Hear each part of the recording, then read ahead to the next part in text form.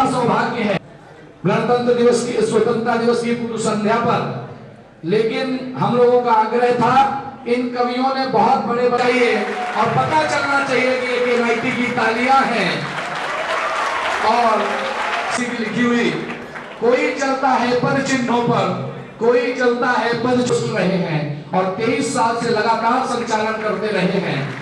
तो ये मेरा कतई वो नहीं बनता कि मैं ये जरूरत भी करूं। देश के एक मूर्धन्य कवि दिनेश रघुवंशी जी को वो आए और आगे के सारे कार्यक्रम खुद संभाले। दिनेश रघुवंशी जी। ज्यादा चमचागिरी करूंगा नहीं। 5 बहुत है ना जी, एक इंस्टीट्यूट के 5 दे दिए मैंने, 10 दे दिए, 10 दे दिए यार, क्या फर्क पड़ता है आपका। आप सबका अभिनंदन करता हूं हृदय से। और आज तो बड़ी खुशी की ये बात है, इंद्रदेव ने स्वयं अपनी बूंदों से अभिषेक किया आपके इन 2 लाडलों का, उन्होंने ऊपर से बारिश की है। ये बड़ी बात थी हमारे लिए। मंच का हम परिचय कराता हूं छोटा सा, वैसे तो गौरव जी ने स्वयं करा दिया और इसलिए भी उन्होंने कवियों के बारे में थोड़ी अतिरिक्त जानकारी है कि वो स्वयं एक बहुत अच्छे रचनाकार हैं। मुझे बहुत खुशी हुई ये जानकर। शायद यहाँ से जो बोल रहे थे वो श्रीवास्तव होने चाहिए, बोलिए सर, क्योंकि हमारे यहाँ भी एक ऐसे श्रीवास्तव जी हैं, वो भी मैकेनिकल इंजीनियरिंग पढ़ाते हैं सर, वो भी मुमताज जी को देख के ऐसे ही बोलने लगते हैं सर। तो ये वही है की बात है सर। देखिए सर, इंजीनियरिंग हमने नहीं की लेकिन हमें बहुत कुछ आता है। देखिए सर, लेकिन आपने बहुत अच्छे अशार पढ़े, मैं दिल से बोल रहा हूँ, दिल से।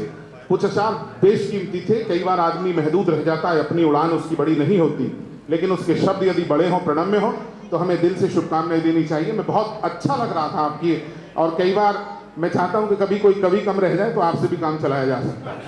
मैंने कवि बोला, कवित्री जगह तो कवित्री आएगी, ध्यान रखना। डॉक्टर साहब उधर बढ़े थे, पहले माला लेके जा तो उधर ही रहते डायरेक्ट।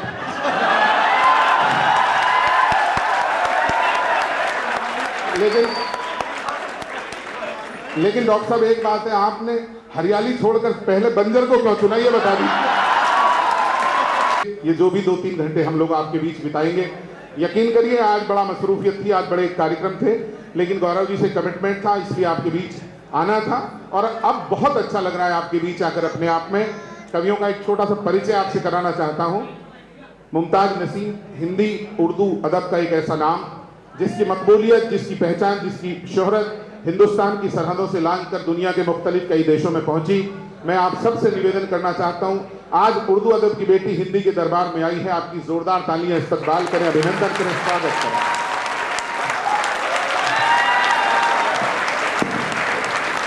हास्य के रूप में जब परोसेगा तो आपको लगेगा हम परिवार के लोग एक साथ बैठकर हिंदी का आनंद ले सकते हैं। हास्य का ऐसा हमारा लाडला कवि है। थोड़ी सी अतिरिक्त तालियां दीजिए दीपक सैनी को। वरिष्ठतम रचनाकार इस मंच के दिखाई दे रहे हैं तमाम लोग। ये इस अंचल का सौभाग्य है कि इस अंचल ने डॉक्टर सूर्य कुमार पांडे के रूप में कैसे बड़े रचनाकार को दिया, जिसने पूरी दुनिया में, हम लोग कई देशों में भी साथ यात्राएं की हैं, हमने वहां भी इनके प्रशंसक देखे। डॉक्टर सूर्य कुमार पांडे हास्य का एक व्यंग का एक ऐसा बेजोड़ कलमकार है, जिनके लिए मैं कुछ शब्द यदि लाऊं तो दुनिया में तलाशता हुआ मैं अपने ही शब्दों को चाहता हूं आज उनका अभिषेक करूं अपने शब्दों से। सुनिए और प्यार दीजिए यदि कहीं लगता हो कि धूल जैसे कदम से मिलती है जिंदगी रोज हमसे मिलती है। धूल जैसे कदम से मिलती है जिंदगी रोज हमसे मिलती है। ये बताया घने अंधेरों ने रोशनी अपने दम से मिलती है। आज दुनिया में से कितने हैं जिनको शोहरत कलम से मिलती है। जोरदार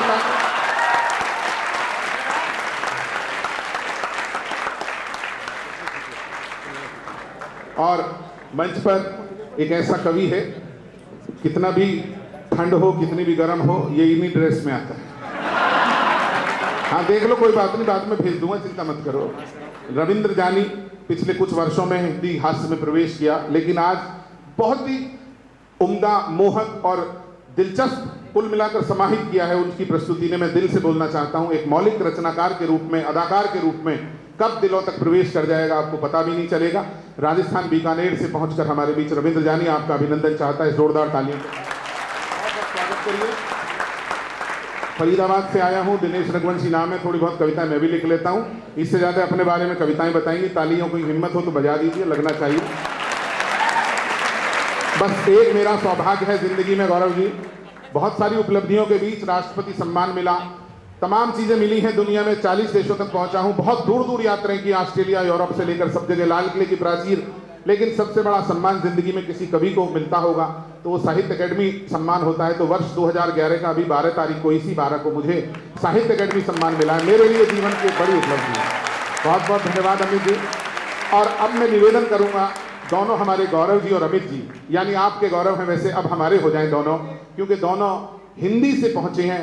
बड़ी खुशी की बात है कि उनके अंदर साहित्यकार जिंदा है। और याद रखना, एक बात कहना चाहता हूं, मनुष्य के अंदर यदि मनुष्यता नहीं हो, चाहे वो किसी पद पर पहुंच जाए, कहीं पहुंच जाए, वो किसी के काम का नहीं रहता।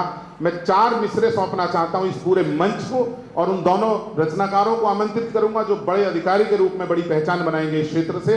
मैं दोनों से निवेदन करूंगा कि पहले तो मंच पर तशरीफ ले आए, छोटी छोटी उनकी कविताएं हम जरूर सुनेंगे। आप आइए, अब कविता के हम चाहते हैं दोनों हमारे साथ बैठ के सुने। प्लीज आइए। हिंदी का परचम फहराया है आप लोगों ने, मुझे बताया कि सिविल सर्विस में प्रथम आए हैं हिंदी लेकर, आपकी बड़ी बात है। तो ये तालियां कमजोर हैं दोस्तों, मतलब हम चाह रहे हैं इनके लिए तालियां दिल से। बड़ा हूं तो आशीर्वाद भी दे सकता हूं, शुभकामनाएं दे सकता हूं। बहुत बहुत सम्मान, ये मंच धन्य है। और इस इंस्टीट्यूट के हर उस शिक्षक को, हर उस निदेशक को, हर उस हाथ को जो अपने पूर्ण कौशल से लगा हुआ है देश को सर्वोच्च इंजीनियर देने में, देश को सर्वोच्च अधिकारी देने में, मैं आप सबको बहुत बहुत प्रणाम करता हूं। और मां सरस्वती, जिनकी वजह से आज हम लोग यहां पर अभिनंदित हो रहे हैं आपके सामने, हम इतनी दूर से आए हैं, उनके श्री चरणों में प्रणाम करता हूं। 4 पंक्तियां अपनी कविता की रखता हूं, सुनिए। कि न जाने कब कहां कैसे वो भावों को जगाती है, मंच प्यार दे थोड़ा। कि न जाने कब कहां कैसे वो भावों को जगाती है, वो मन दर्पण में कविता के सुमन खुद ही खिलाती है। भला इंसान की हस्ती ही क्या है, वो लिखे कुछ भी, वही गीता रचाती है, वही मानस रचाती है। उस जगत जननी को प्रणाम करते हैं और आवाहन करते हैं इस मंच पर। मैं चाहता हूं, पहले गौरव जी, आपने बहुत अच्छा सब कुछ किया है, लेकिन मैं ये चाहता हूं आज हम आपको सुनना चाहते हैं। और ये कभी मत सोचना कि घर का जोगी जोगना वाली स्थिति होती है। ये रचनाकार कितने बड़े हैं, ये अब आपको एहसास होगा। मैं इसलिए कहना चाहता हूं कि नियम सब टूट जाते हैं, चलन की सुध नहीं रहती। कि मन जब मन से मिलते हैं तो मन की सुध नहीं रहती। परिंदे पंख पाकर जब भी पहली बार उड़ते हैं, धरा को भूल जाते हैं, गगन की सुध नहीं रहती। ऐसी जोरदार तालियां दीजिए। और जो भी समय आप देंगे, यकीन करना आपको आज के पल, लम्हे, जिंदगी भर आपके दिलों पर हस्ताक्षर करने में कामयाब होंगे हम अपने शब्दों से। आपको याद रहनी चाहिए ये शाम। मैं इस शाम का एक आगाज करना चाहता हूं, और आपकी आवाज से चाहता हूं आगाज हो। और भाई गौरव जी से निवेदन करता हूं वो आए और अपनी जैसी भी श्रेष्ठतम रचनाएं हैं यहां से जो मन करे प्रस्तुत करें। अतिरिक्त तालियां मेरे कहने से।